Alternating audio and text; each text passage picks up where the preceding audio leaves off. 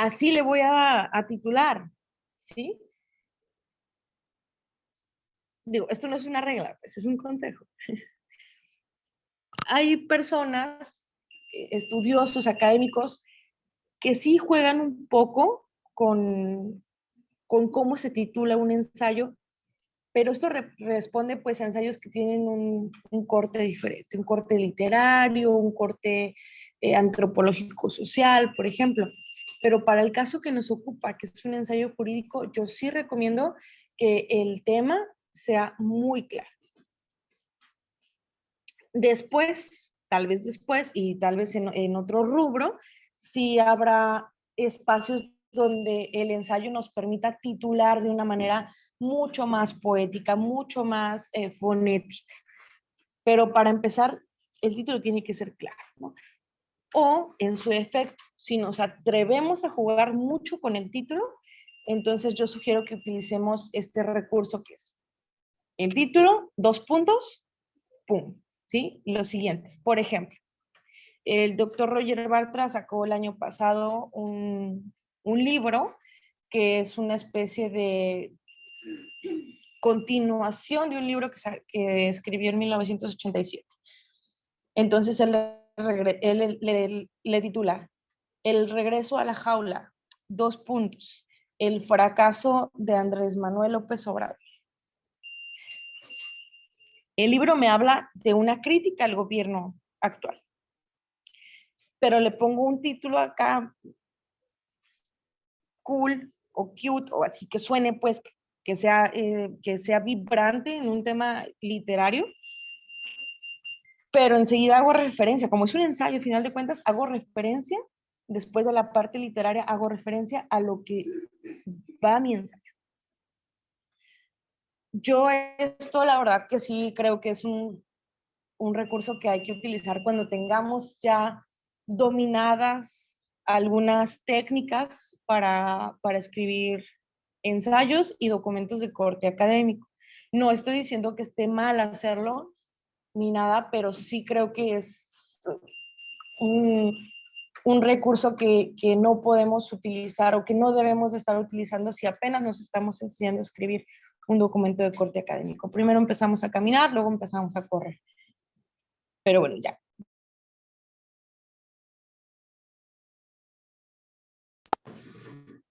Perdón. Que ya pasamos de lo general a lo particular. La idea de tener clara cuál es nuestra particularidad a analizar es que podamos ser concretos en la expresión del título, ya decíamos.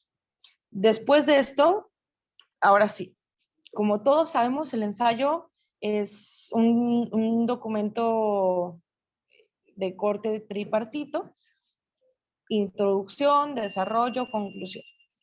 Eso como que es básico, ¿no? Y todo el mundo lo sabemos, todo el mundo lo escuchamos. Desde que estamos, no sé, primaria, secundaria, que nos piden un ensayo, nos dicen, esos son los elementos, introducción, desarrollo, conclusión. Pero creo que poco o nada nos comentan a veces los profesores o quien nos está pidiendo el ensayo, exactamente qué se busca en cada una de estas partes. Y hacer esta división de introducción, desarrollo, conclusión, pues no es como agarrar el texto y ponerlo en 3 párrafos diferentes y ya. No, incluso podemos encontrar una introducción que tenga diferentes párrafos, 1, 2, 3.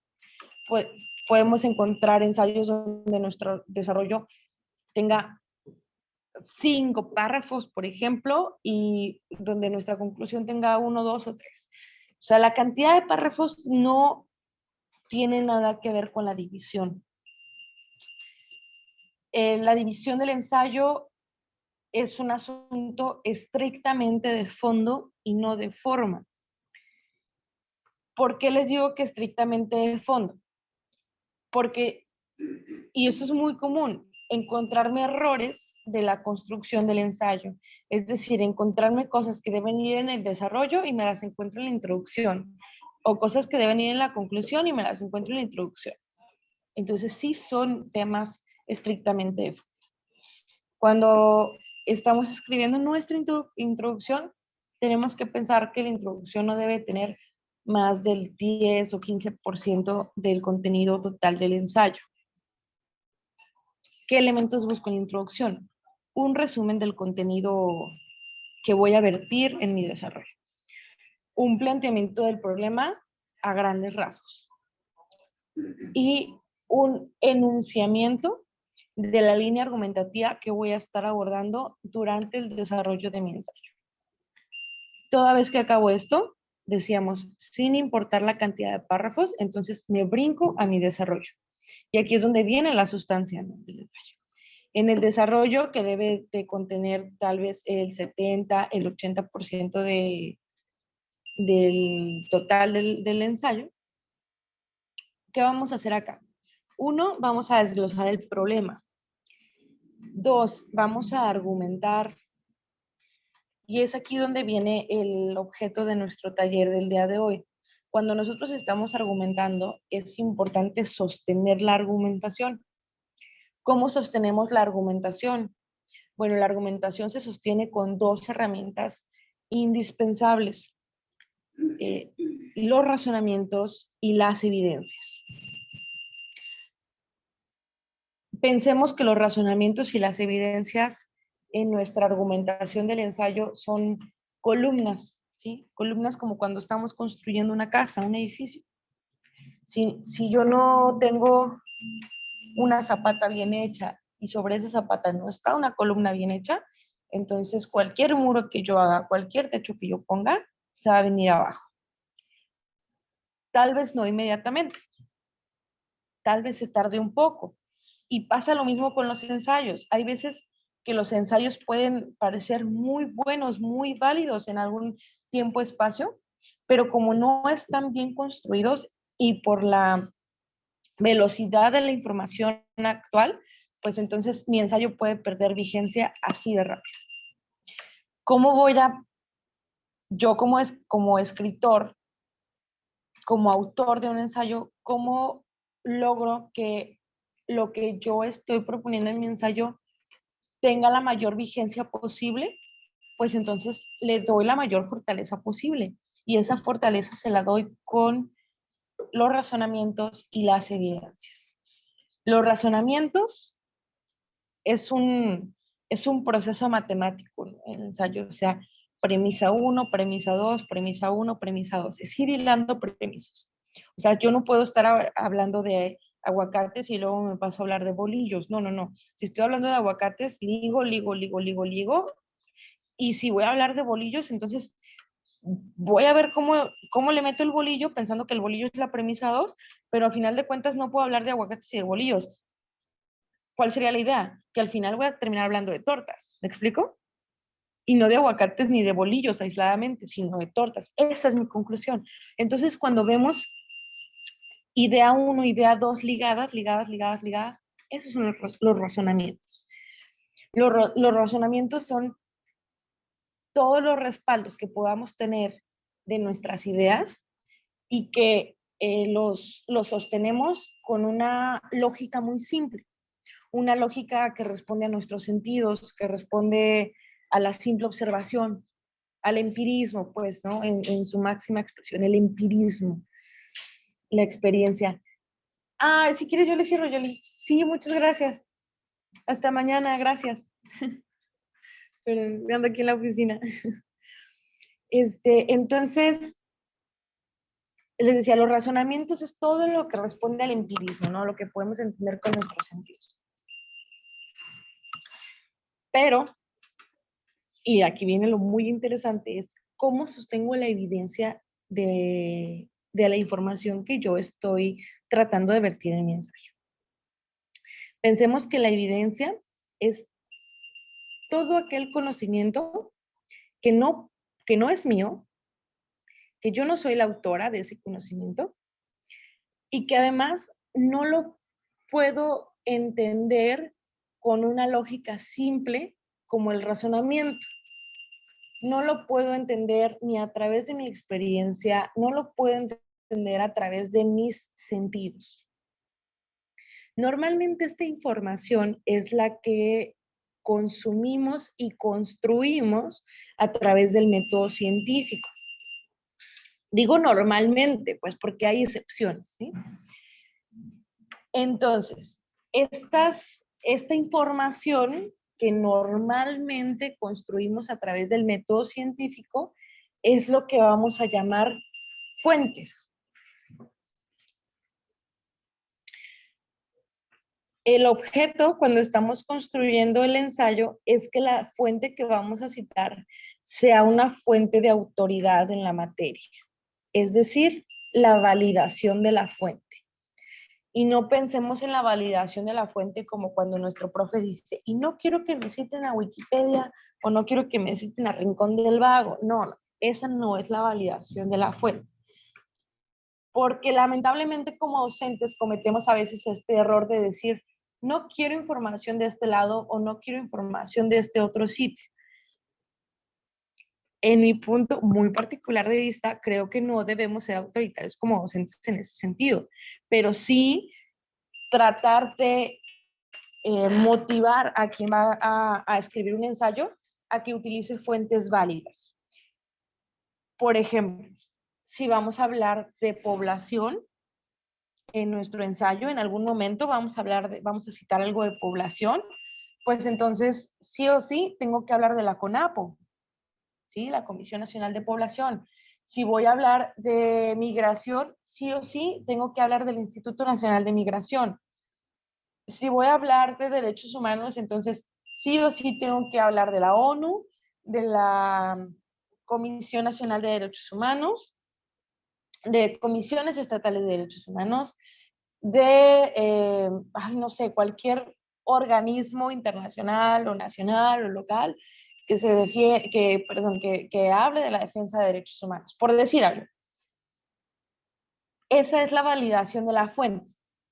No porque no podamos meter otras fuentes aisladas. Claro que podemos y son válidas, pero es importante siempre hablar de la primera fuente, el primer referente, antes de irnos a lo más complejo. El primer referente es, si nosotros tenemos un tema, sabemos que hay un organismo, hay una institución, hay un órgano desconcentrado, hay una ley, hay un lo que sea, que habla de eso.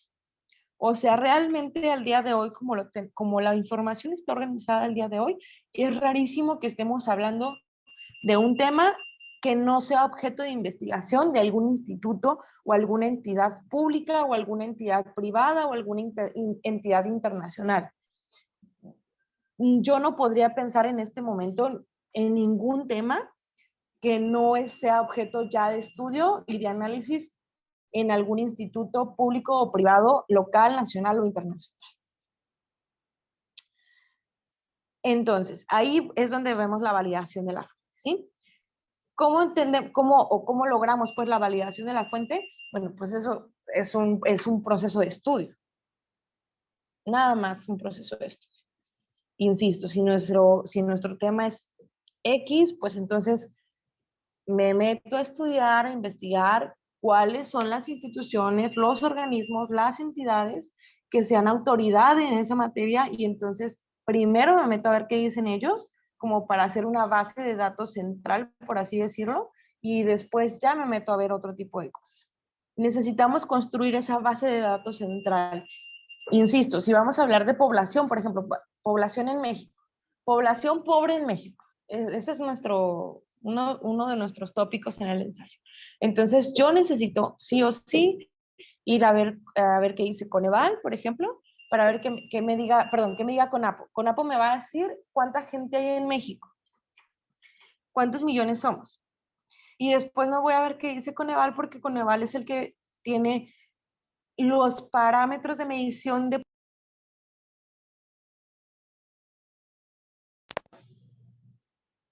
Ya, perdón. Es que saben que me entró una llamada y se silencia esto. Bueno, entonces, CONAPO me va a decir cuántos mexicanos somos, pero Coneval me va a decir cómo se mide la pobreza. Y, por ejemplo, me voy a INEGI para que INEGI me diga cuántos hogares, por ejemplo, si yo ya sé que uno de los parámetros de... Ay, ya. Si yo ya sé que uno de los parámetros de la medición de pobreza es, por ejemplo, la pobreza por carencia de servicios, entonces pues me voy a INEGI y entonces INEGI me va a decir por localidad cuántas casas no tienen servicios básicos. ¿Me explico? O sea, tengo que ir haciendo mi base de datos central. Son los datos que voy a necesitar sí o sí para desarrollar mi tema. Puedo estar o no estar de acuerdo, final de cuentas, pero tenemos que partir de una base de datos central que la tendencia pues es pensar que esta base de datos central es totalmente objetiva, porque nuestra crítica puede ser positiva, puede ser negativa, pero estos datos son objetivos. O sea, los datos no se modifican, los datos no nos indican valores.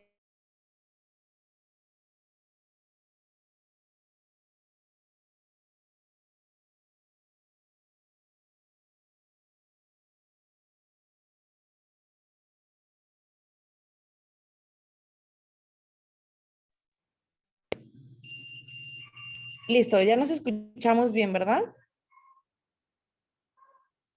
Sí. Ok, vale. Entonces, decía yo,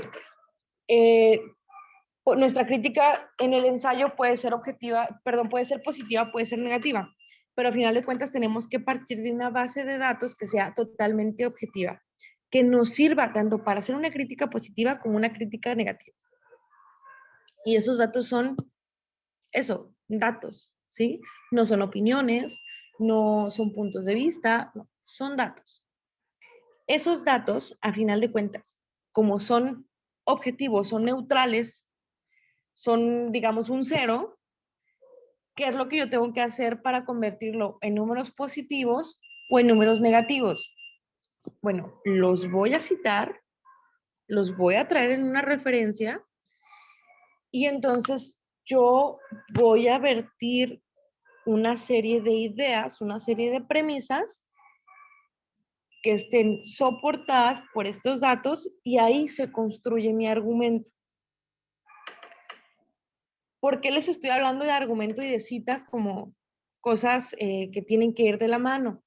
Porque la cita por sí misma no habla. O sea, la cita es un respaldo, pero la cita tiene que ser interpretada en el ensayo. De nada me sirve que yo diga, no, pues fulanito, tal autor, tal institución, tal organismo, dice esto. Ok, bueno, yo como lector te digo, pues entonces, ¿sabes qué? Pues mejor ya no te leo a ti. Como autor del ensayo, pues mejor me voy a ver qué dice tal organismo o tal institución o tal asociación o tal fuente. Pues me voy a leer la fuente mejor. Pero una vez que yo dijeron la fuente y le meto lo que yo estoy proponiendo, entonces tenemos una cita que además da gusto leer.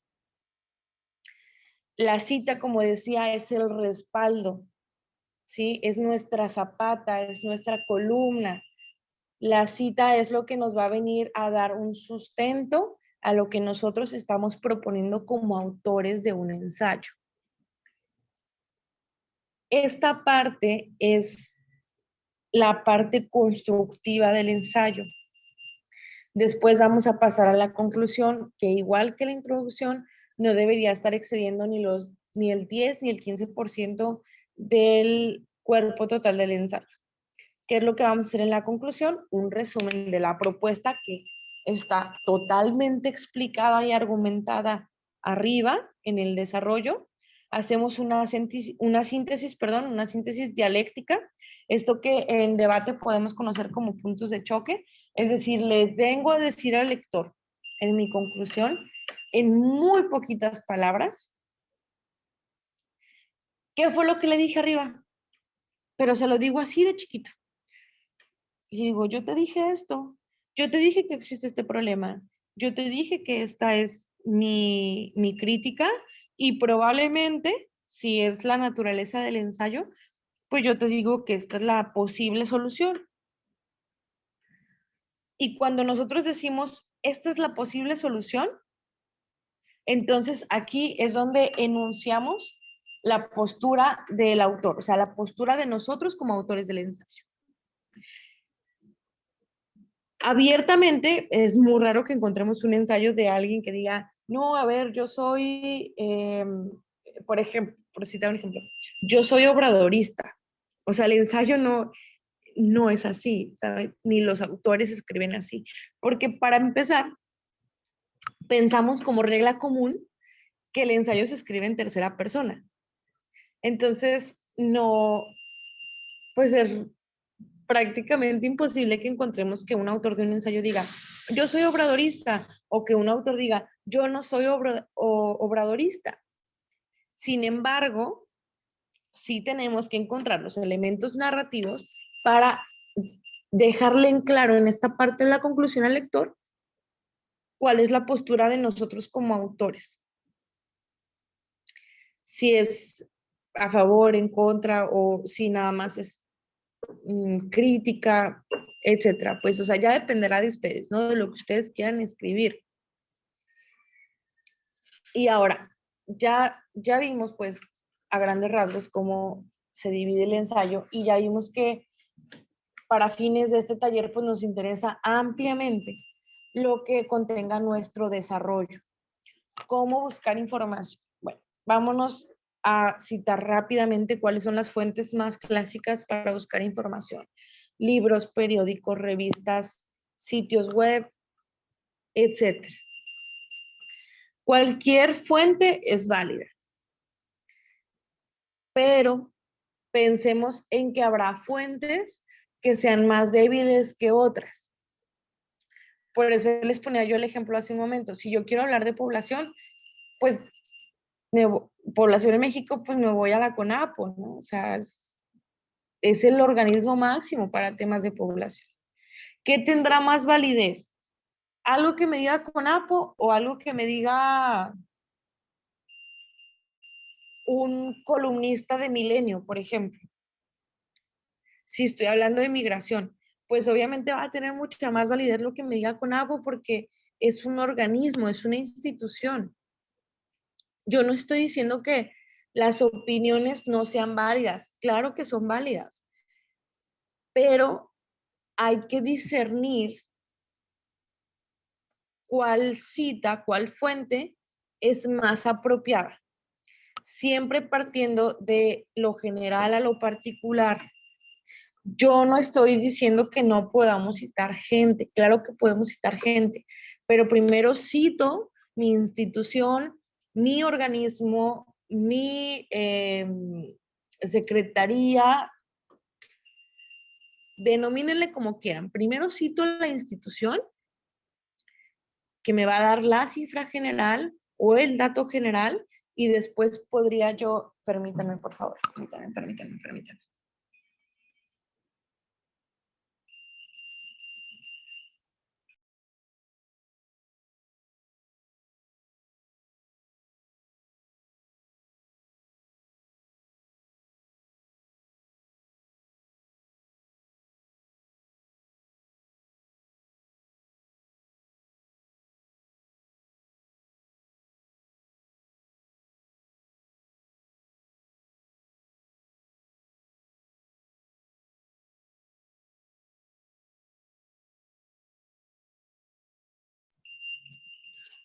Ya, estoy de vuelta, perdón. Entonces, les comentaba yo, no es como que no sea válido citar a una persona, claro que es totalmente válido, incluso pues es necesario, ¿no? Diría yo, pero siempre es importante que primero la institución y después las personas, porque como decíamos hace un momento, hay que ir de lo general a lo particular. Entonces, también es importante que cuando nosotros hagamos nuestra aclaración de ideas, nuestras ideas son generales y después son particulares. Ejemplo, si yo voy a hablar del aborto en Zacatecas, sería importante que yo en lo particular, pues investigue el número de casos que hay aproximadamente por año, que investigue cuál es la tipificación local, que investigue en el diario de debates del Congreso local si es que ha habido alguna iniciativa, por ejemplo, para modificar, para reformar, para abrogar o para derogar cosas que tengan que ver con el aborto en Zacatecas. Tendría que ver si hay suplementos científicos, universitarios, que hablen del tema, o incluso también ver si hay reportajes locales en medios de comunicación. Eso para lo particular. Pero cuando voy a hablar de lo general, ahí es donde creo que puede haber más problema para citar. Cuando voy a hablar de lo general, por ejemplo, no estoy hablando del aborto en Zacatecas, ¿sí?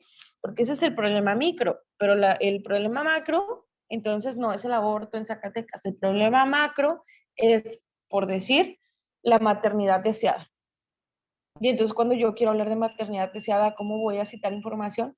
Pues uno me voy a ver qué dice la Declaración Universal de los Derechos Humanos, me voy a ver qué dicen los tratados internacionales, me voy a ver qué dicen las convenciones en materia de salud pública, en materia de derechos de la mujer, me voy a ver qué dicen los expertos en el tema, expertos sociólogos, expertos médicos, expertos de diferentes índoles y diferentes ramas de las ciencias, tanto exactas como médicas como sociales.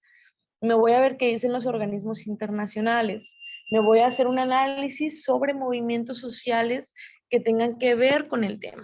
Me voy a probablemente a investigar algo de derecho comparado, me voy a ver cuál es la tendencia internacional, y para ver cuál es la tendencia internacional, pues investigo, por ejemplo, en los últimos 5 años, si en Latinoamérica se ha reformado, se ha legislado, se ha debatido algo en ese sentido. Y después me voy a ver también qué dicen las interpretaciones constitucionales, qué dice la Suprema Corte específicamente, ¿no? ¿Qué dice el Poder Judicial sobre el tema de maternidad deseada? ¿Se entiende, chicos, cuál es la diferencia cuando yo ya definí cuáles son mis problemas particulares y mis problemas generales? Más o menos cuál es una fuente y cuál es otra.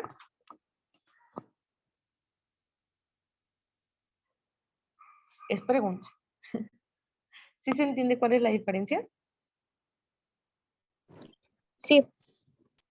Ok, hasta aquí, chicos. ¿Hay dudas?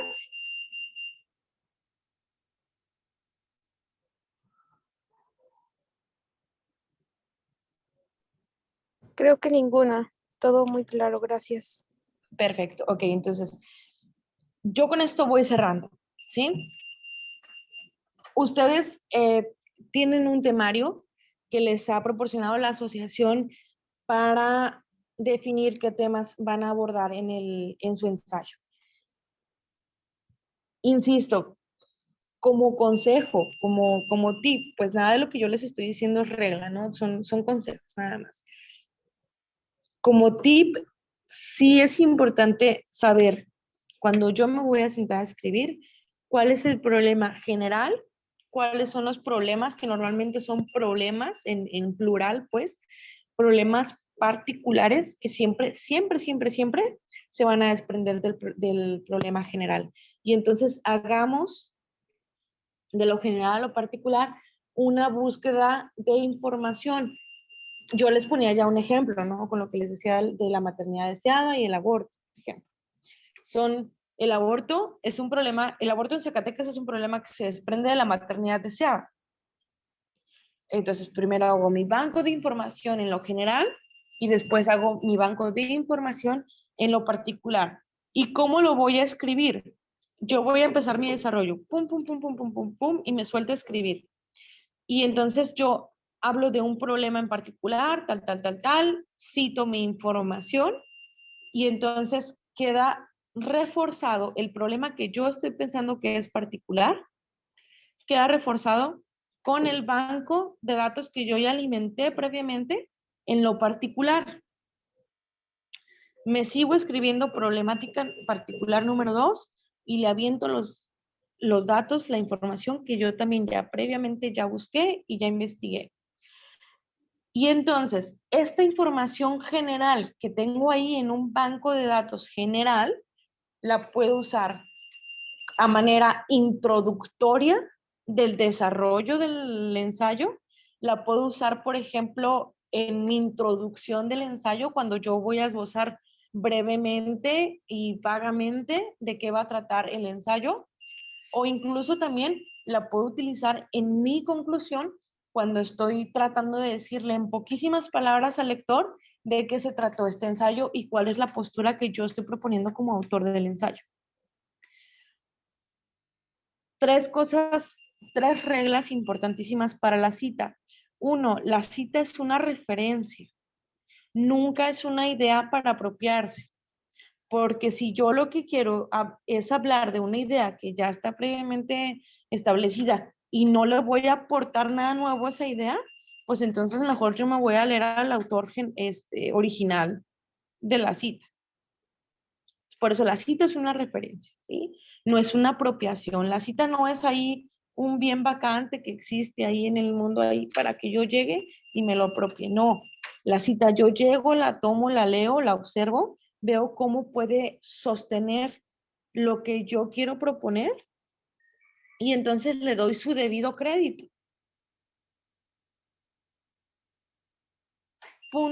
Punto número 2, así, regla número 2. La cita debe apoyar la propuesta intelectual del autor del ensayo, ¿sí? Puedo estar yo hablando de maternidad deseada y de qué me sirve meterle una cita de migración. A ver, a lo mejor muy en el fondo sí son temas ligados, ¿no? Porque al final de cuentas todos los problemas sociales tienen una conexión entre sí. Pero si estamos hablando de que el ensayo es una propuesta que va de lo general a lo particular y yo cuando leo un ensayo tengo que quedarme con un sabor de boca particular, ¿no? Específico, claro. Entonces, ¿por qué le voy a hablar a mi lector de migración cuando el ensayo tiene que ver con maternidad deseada? No, no, a ver, frenemos, detengámonos y a nuestro lector hay que darle información citada, claro, que tenga que ver con la propuesta intelectual que yo estoy trayendo a través del ensayo. Y regla, en mi punto de vista, regla número 3, la cita es un respaldo científico de la línea argumentativa. Cuando llegue el momento de seleccionar nuestras citas, pensemos siempre en eso, en que nosotros como autores de un ensayo estamos haciendo una interpretación. Es decir, lo que nosotros digamos no es objetivo, ¿sí? Porque nosotros somos personas y las personas no somos objetivas. Nosotros vamos a vertir en el ensayo una interpretación metodológica, sí, pero una interpretación a final de cuentas de un tema, de una problemática. Y esa interpretación se puede ver, no quiero utilizar la palabra viciada, sino se puede ver definida por diferentes situaciones. Normalmente es raro que le demos validez, por ejemplo, a un ensayo que hable de racismo, por así decirlo, racismo en la actualidad en México, y le demos como credibilidad si esa persona pues no cumple con los elementos más simples de los problemas raciales, ¿no?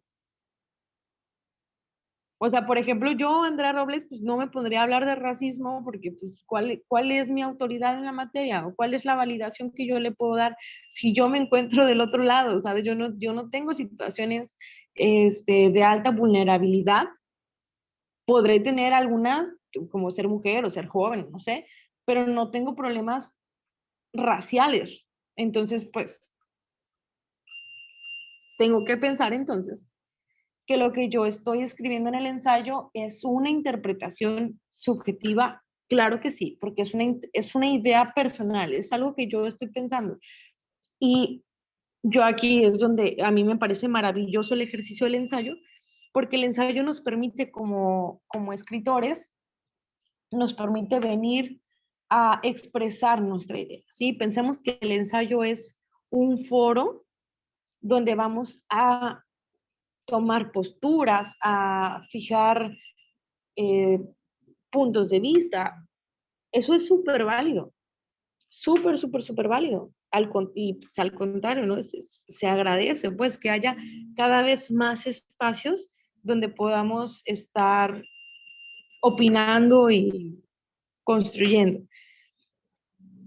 Pero eso, pues a final de cuentas, es la aportación que hacemos como autores. Lo que tenemos que pensar cuando buscamos la cita es que la cita es un respaldo científico a lo que nosotros estamos procesando subjetivamente.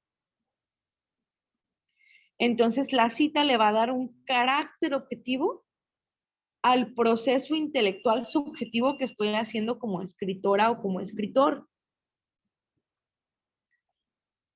Ese es, para mi punto de vista, esa es la tercera regla con la que tiene que cumplir la cita. Ahora bien, hasta ahí ya agotamos el proceso de búsqueda de información.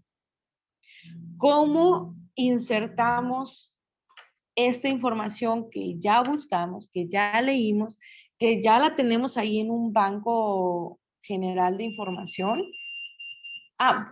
Para acá, tip, pues cuando estemos tratando de escribir un ensayo, como yo voy a ir leyendo, y probablemente en algún momento estoy leyendo en mi computadora, y probablemente en otro momento estoy leyendo en mi celular, y probablemente en otro momento estoy leyendo en la biblioteca, y probablemente en otro momento estoy leyendo en una revista especializada.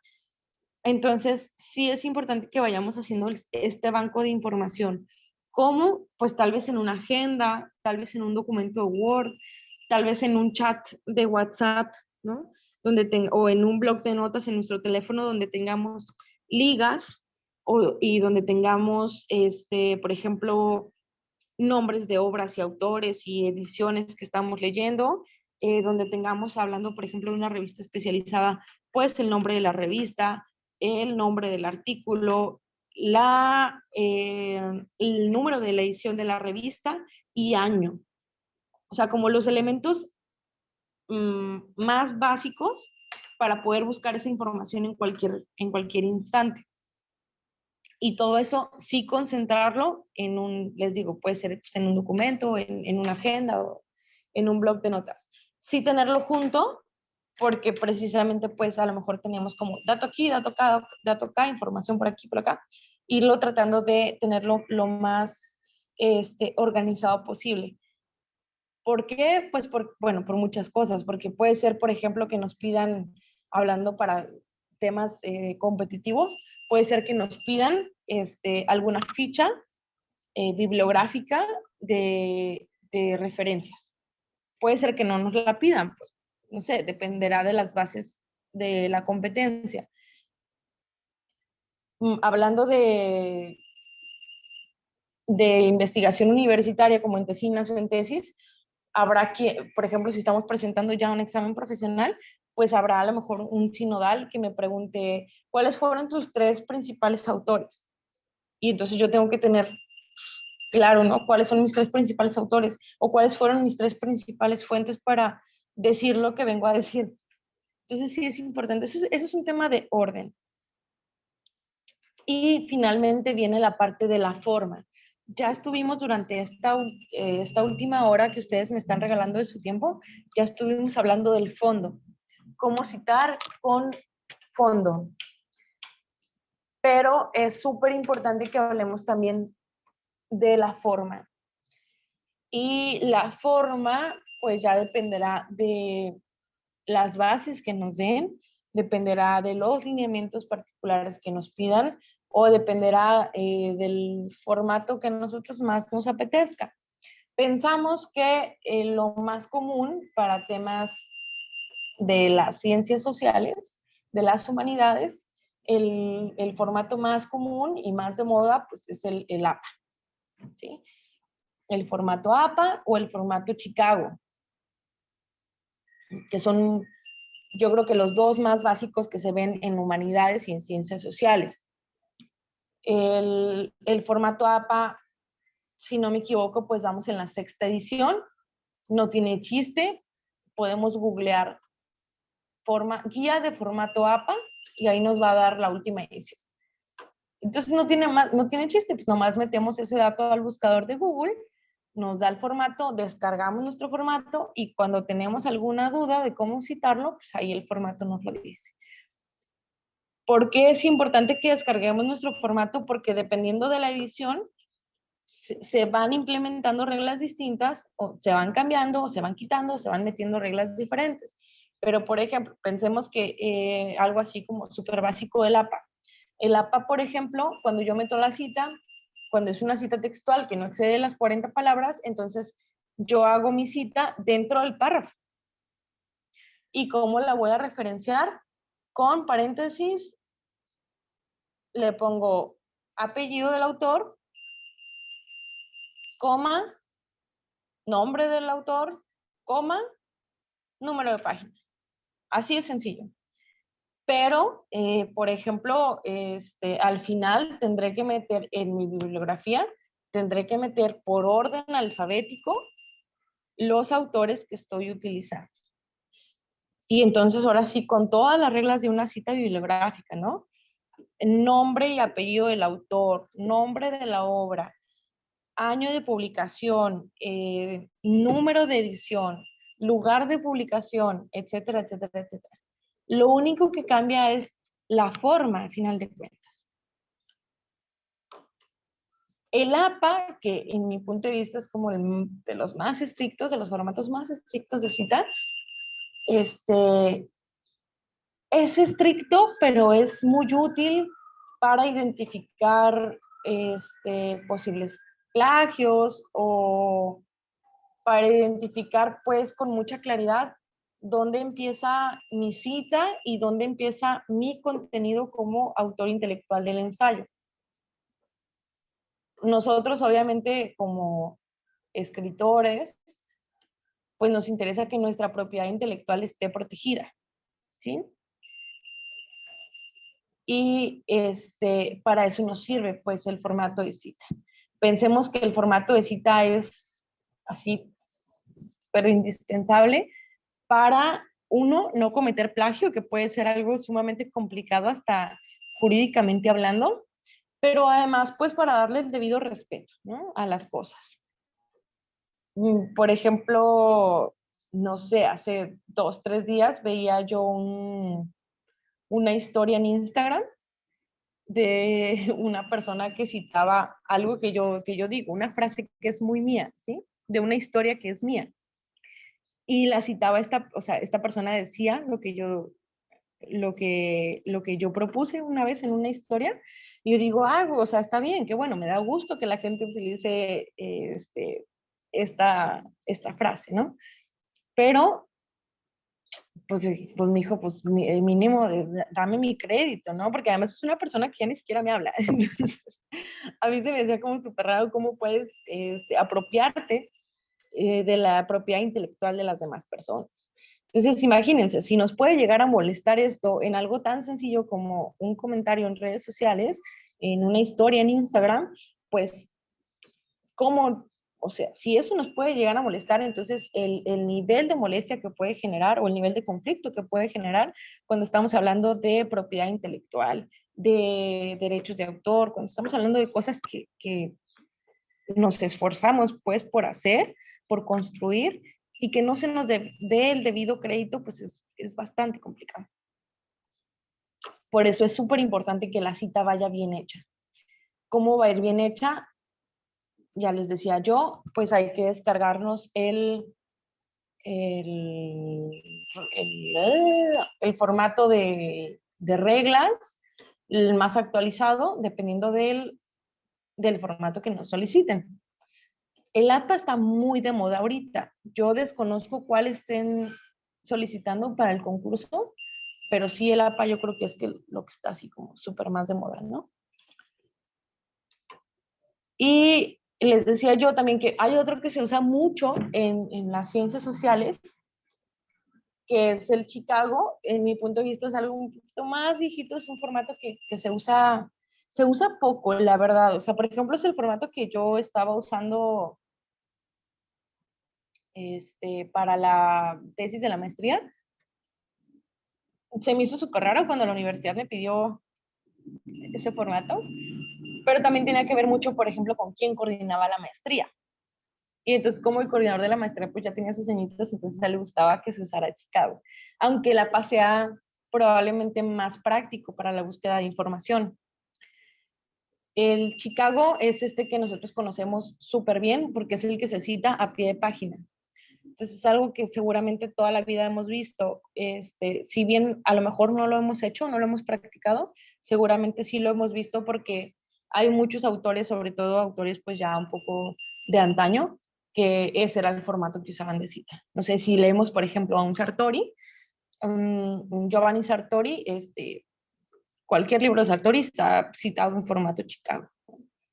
Y bueno, veremos que hay otro tipo de formatos de citas, como el Harvard, el formato Harvard que se usa mucho para temas económicos, el formato AIP que se usa para temas de ciencias exactas como química o física, sobre todo, el AMS, que es el que se usa cuando tenemos documentos de corte matemático, el Vancouver, que se utiliza sobre todo para temas de medicina, el IEEE con 3E, el IE, que ese se usa mucho para como cosas de ingenierías, de procesos, como todo lo que tiene que ver con cosas muy, muy técnicas de la industria, ese es el que se usa. Para nosotros pues nos interesa más el APA Chicago y les digo, está bien sencillo, nomás hay que googlear así como formato APA y ahí nos arroja Google el manual o formato Chicago y nos arroja el manual. También hay manuales que podemos encontrar en librerías y pues no son caros, la verdad. La ventaja de tener el manual en línea, de buscar en línea, pues es que vamos a encontrar la versión más actualizada. Y esto nada más, o sea, los formatos, sea el Chicago, sea el APA, o sea el que sea, nos pueden, lo único que nos ayudan pues es a darle orden y forma a el trabajo que ya tenemos atrás. Atrás ya tenemos nuestro banco de información general y particular y atrás también ya tenemos nuestro trabajo de escritura. El trabajo de escritura es importantísimo porque voy a trabajar a la par mis ideas con la cita, ¿sí? Es un trabajo que va a la par. Uno con uno, uno con uno, uno con uno. La idea tiene que ir sostenida por la cita. De nada me sirve tener una cita o una referencia bibliográfica que no va acompañada de una idea, porque entonces pues yo digo, pues sí, a mí esto qué, o sea, ¿de qué me sirve, no? Estarlo leyendo. E igualmente, de nada me sirve tener una gran idea que no va respaldada por una cita, porque entonces puede ser una gran idea, pero no tiene este respaldo que decíamos de solidez, ¿no? Acuérdense que nosotros decíamos que la cita, que la referencia bibliográfica es como una zapata o como una columna, así de importante. Y pues ya chicos, con eso terminamos el tema de cómo investigar y buscar información y cómo insertar citas en el ensayo. Voy a cerrar un poquito mi micrófono para ver si ustedes tienen dudas o comentarios o quejas o sugerencias o lo que sea. Adelante, chicos.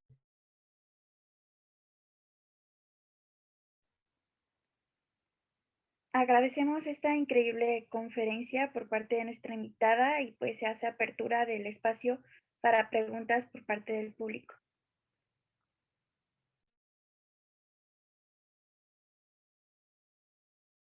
Bueno, yo solo quería hacer, no es comentario, bueno, sí una pequeña duda.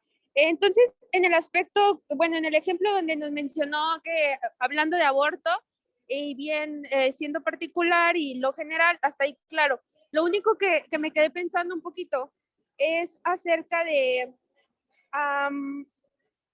hablar o citar una cosa que vaya a lo contrario a lo que nosotros digamos. Entonces, en sí no es correcto.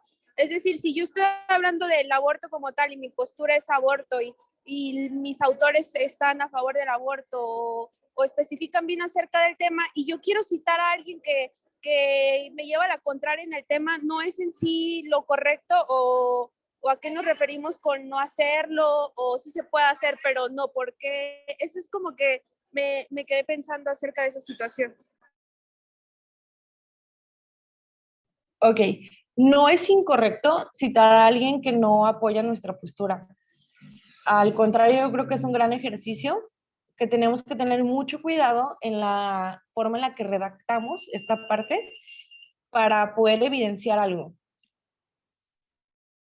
O sea, pensemos, yo digo que amarillo está bien, pero hay alguien, un autor, una institución, una organización que dice que lo que está bien es el rojo. Entonces, yo traigo a mi ensayo a rojo, lo cito, pero además lo voy a desmenuzar, ¿sí? Yo, por ejemplo, voy a decir, rojo dice esto, y aquí está el rojo. Rojo claramente no tienen claro, por ejemplo, la progresividad de los derechos humanos que está contenida en la Declaración Universal, o rojo no tiene claro que la última interpretación constitucional habla de esto, ¿no?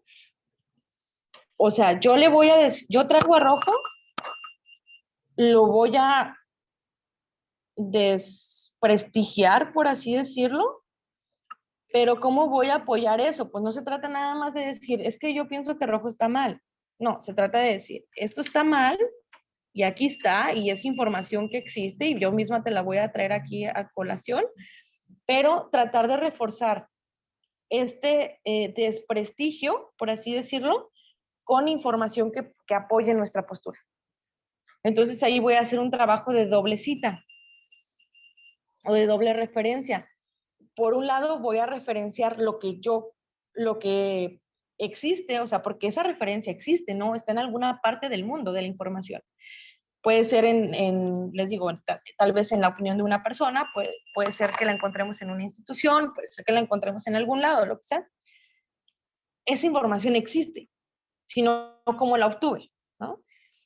Vengo, la traigo, la exhibo y además hago aquí el doble trabajo de referencia.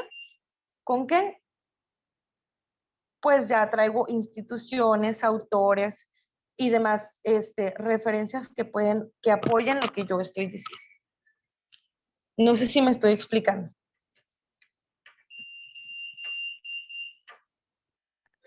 Ah, ok, entonces es como fundamentar lo contrario, pero manteniendo la postura. Exactamente, o sea, sí, es importante exhibir, ¿sí? Que hay una postura contraria, sobre todo cuando estamos hablando de un tema así, de debatible, ¿no?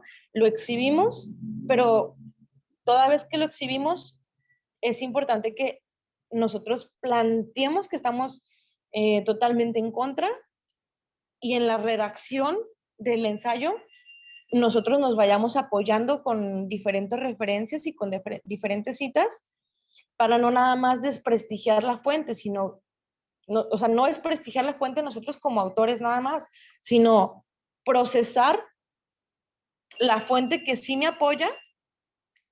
Y entonces lo que yo hago no es nada más un desprestigio ad hominem, ¿no? No es un desprestigio contra la persona, contra el que tengo acá, que tengo en contra, sino es un desprestigio porque carece de validez, carece de vigencia, carece de fundamento teórico, carece de lo que quieras.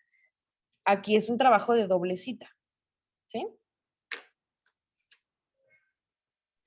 Le agradezco mucho. Nada que agradecer. ¿Alguien más tiene alguna pregunta?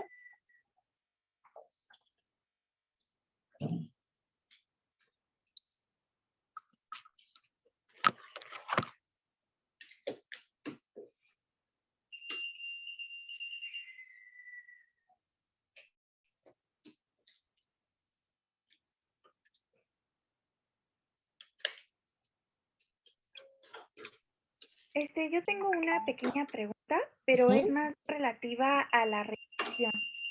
Adelante. Lo que pasa es que estoy escribiendo un ensayo independiente y tenía la duda sobre si es más sugerible redactar el ensayo en tercera persona y si se puede escribir en primera persona, como cuándo sería recomendable o cuándo es más estético.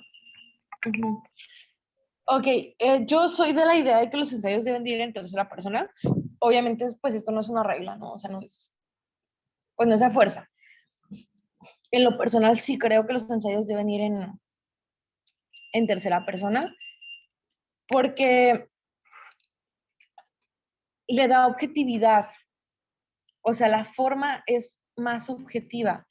Entonces es mucho más agradable como lector estar leyendo algo que puede ser más objetivo a estar leyendo a alguien desde su muy particular forma de pensar. Es un tema nada más de forma, ¿sí?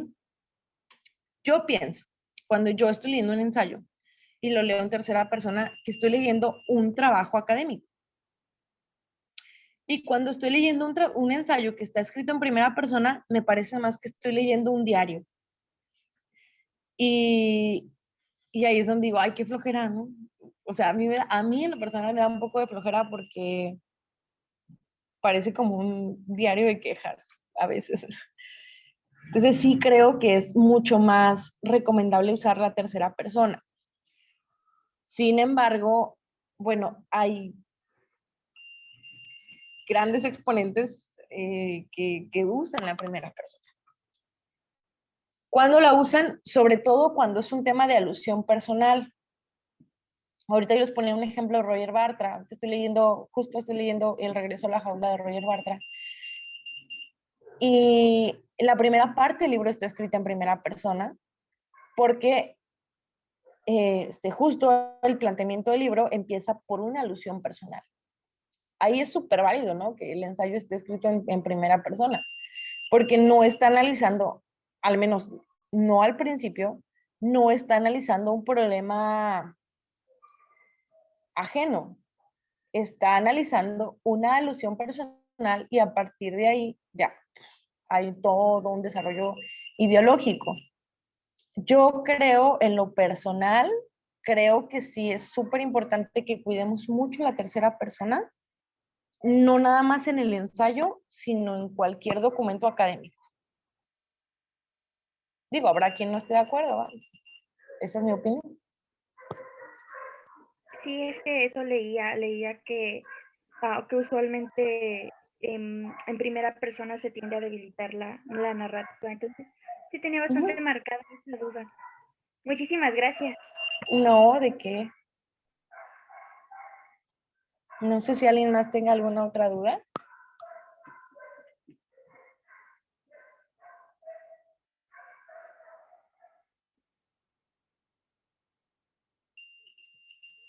Me parece que no.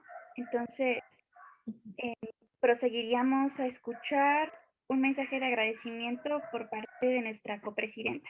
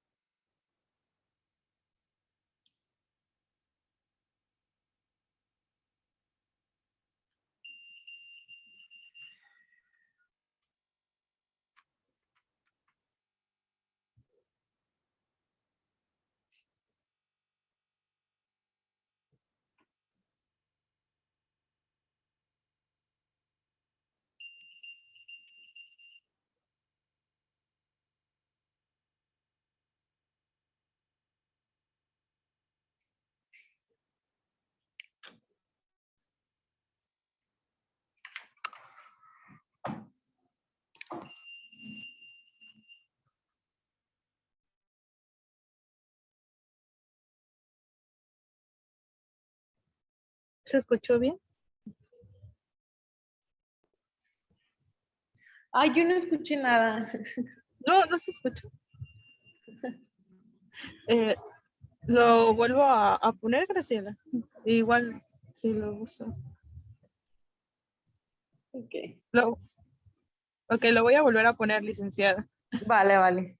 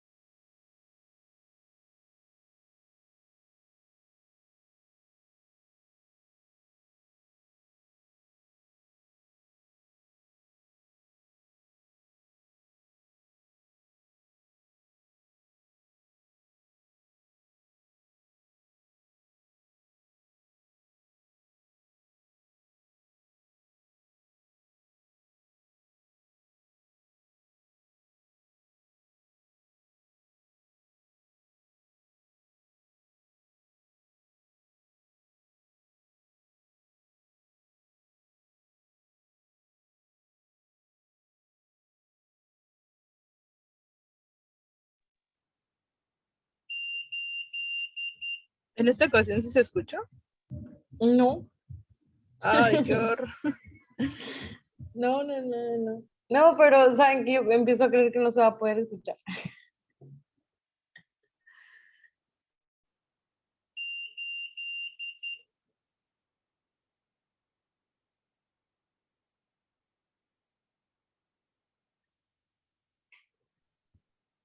Puedes continuar, Graciela. Claro, si no, eventualmente se lo hacemos llegar. Por aquí. Con todo gusto.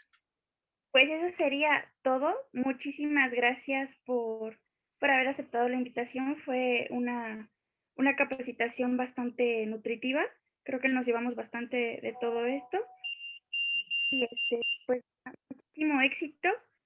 Que siga cosechando más logros.